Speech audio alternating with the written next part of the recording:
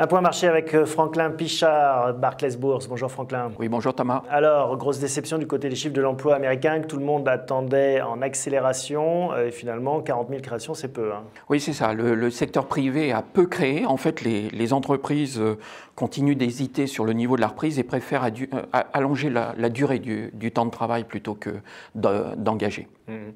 Beaucoup de mauvaises nouvelles semblent s'accumuler quand même. La Hongrie qui sonne l'alarme à son tour, qui dit « attention, je suis au bord de la faillite, ça n'arrange pas les affaires de nos banques ». Voilà, syndrome grec, attention, je suis un petit peu dans la situation de la Grèce, et puis c'est un Alors, moyen... il démente un peu ce matin, mais bon... Oui, mais le principal était quand même de pouvoir le véhiculer auprès de l'opinion publique et puis de faire passer derrière des mesures de la rigueur. Alors les banques qui respirent quand même aussi à l'issue du G20 et finalement il n'y aura pas de taxation, enfin ça ne semble pas évident de taxer les banques. Hein. Elle respire à moitié, il n'y aura pas de taxation, mais l'autre message qui devait passer, c'était de reporter Bâle III. Et là, les Américains ont insisté, il n'y aura pas de report de Bâle III. En revanche, si nécessaire, le calendrier pourra être reporté dans le temps. On note aussi que l'euro casse les 1,20 $, hein, ce n'était pas arrivé depuis plus de 4 ans maintenant. C'est ça, ce n'était pas arrivé depuis 2006, alors on assiste de plus en plus à de l'inquiétude, de la pression sur la zone euro, et les non-résidents préfèrent aller voir un petit peu ailleurs, et en l'occurrence du côté des États-Unis. Alors quand même une bonne nouvelle, on n'est pas obligé de passer devant les parlements nationaux, c'est ce qu'a décidé l'Eurogroupe, pour aller puiser dans les fonds des 750 milliards, le fonds de soutien à l'économie européenne et de mutualisation. Voilà, alors ça c'est la nouvelle, c'est-à-dire qu'on commence à injecter un petit peu de dose de fédéralisme dans les décisions de la zone euro. Maintenant il faudra transformer, il faudra voir si on est capable d'aller beaucoup plus loin, mais c'était très important de ne pas passer par les parlements. Avec toujours ce bras de fer franco-allemand, on sent qu'il y a encore des grosses divergences entre les Allemands et les Français, divergences de point de vue là-dessus. Divergence de point de vue, alors comme on le dit, c'est qui veut sauver le soldat Trichet en ce moment. On voit qu'après des pays, là c'est un peu Trichet qu'on met dans la seringue et on aimerait bien le voir partir peut-être un peu plus tôt pour que les Allemands mettent en pratique la politique qu'ils voudraient voir régner au sein de l'Europe. Bon, heureusement qu'il y a la Coupe du Monde là, qui arrive, on va pouvoir parler d'autre chose que toutes ces nouvelles qui semblent un peu gloomy, comme diraient nos amis anglo-saxons. Oui, qu'est-ce qu'on va suivre à part la Coupe du Monde cette semaine ? La Coupe du Monde. Non, mais effectivement, et d'ailleurs, vous parliez de quelque chose, il y a une étude de 60 pages qui a été faite par JP Morgan qui analysait un petit peu de façon quantitative la Coupe du Monde, la composition des équipes et la victoire. Mais comme j'ai beaucoup d'estime pour l'analyse quantitative, je ne vous dirai pas quelle était leur conclusion. Bon, à suivre. Mais les rendez-vous économiques de cette semaine, on va regarder quoi là ? Il y a la confiance Il y aura l'indice de confiance du Michigan vendredi, on aura les ventes de détail également vendredi. Et puis on a le Beige Book, mercredi, qui devrait apporter un petit peu d'oxygène à ce marché parce qu'il devrait valider quand même la bonne tenue de l'économie américaine. Bon, auquel on se raccroche. On ne s'ennuie pas en ce moment sur les marchés. Hein. Non, on ne s'ennuie pas. On fait plutôt de la sociologie politique que de l'analyse fondamentale et de l'économie, mais ça reste néanmoins passionnant. Merci Franklin, à la semaine prochaine. À la semaine prochaine.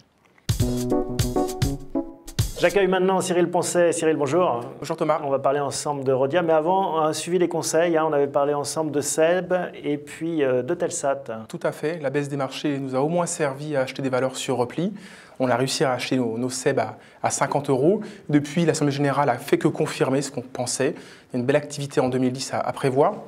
Donc on conserve et on met toujours 65 €. Le Telsat, c'est pareil, on a acheté début mai à 25 €. La publication du 3e trimestre était excellente. 13% de croissance, ce qu'on attendait.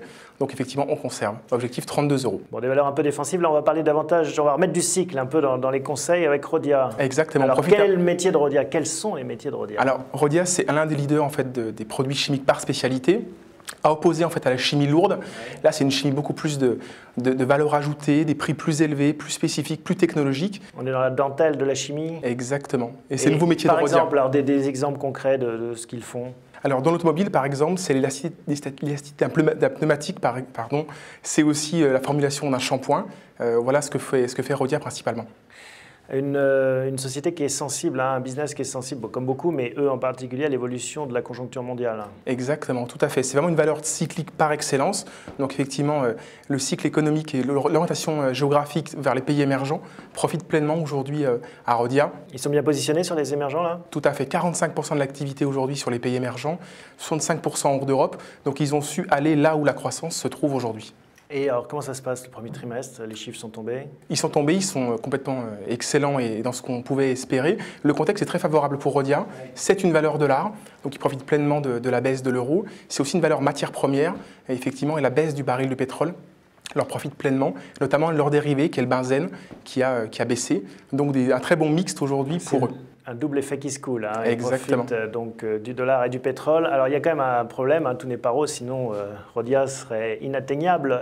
L'endettement, la structure du bilan n'est pas optimale. Hein. Exactement, et c'est ce qu'a très bien réussi Jean-Pierre Clamadieu depuis 2003. C'est en fait complètement modifier, assainir le bilan, aller vers les activités les plus rentables, vers donc cette chimie de spécialité, quitter la chimie lourde. Et aujourd'hui, le bilan va être relativement assaini à partir de 2013, où là, effectivement, on va retrouver une base très...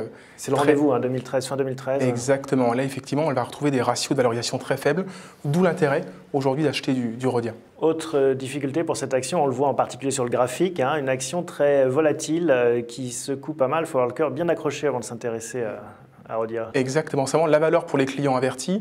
On parlait de SEB et Eutelsat beaucoup plus défensive. Là, effectivement, il serait perdu 30% par rapport au plus haut de la mi-avril. Le plus haut, on le voit, hein, on était près de 18 €. Exactement, donc elle a perdu 30% pour revenir vers la zone des 12-13 €, qui est pour nous une bonne zone. Pour on achète à combien? On achète à 12 € exactement, et on vise 16 €. 16. Merci Cyril. Merci Thomas. À bientôt. J'ai le plaisir de retrouver Philippe Cohen. Bonjour Philippe. Bonjour Thomas, le plaisir est partagé. Merci. On va parler ensemble de Technip aujourd'hui, mais avant, bien sûr, on en a l'habitude, un petit suivi des conseils. On avait évoqué ensemble Lizzie et Vicat. Tout à fait.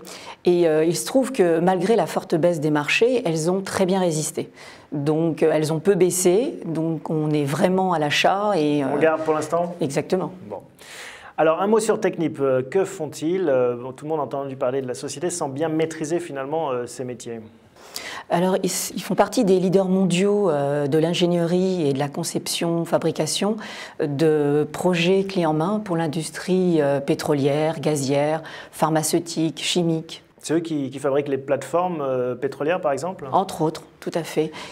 Ils ont deux axes de développement qui est le onshore, donc sur terre, et le offshore. Mais avec des marges différentes, donc ils sont en train vraiment de se recentrer sur le offshore. Qu'est-ce qui gagne le plus alors? C'est le offshore, où ils ont des marges Parce que c'est plus compliqué? Plus compliqué, une expertise plus poussée, donc qui permet de mieux facturer. Et quand on parle de offshore, on parle de sur l'eau, en surface ou en dessous? Alors, ils ont cette spécificité de travailler aussi bien en surface qu'en eau très profonde. Ils ont une subdivision marine où là, vous avez une marge à 18%. Et donc plus on s'enfonce, plus ça monte, si on veut résumer, d'un point de vue marge.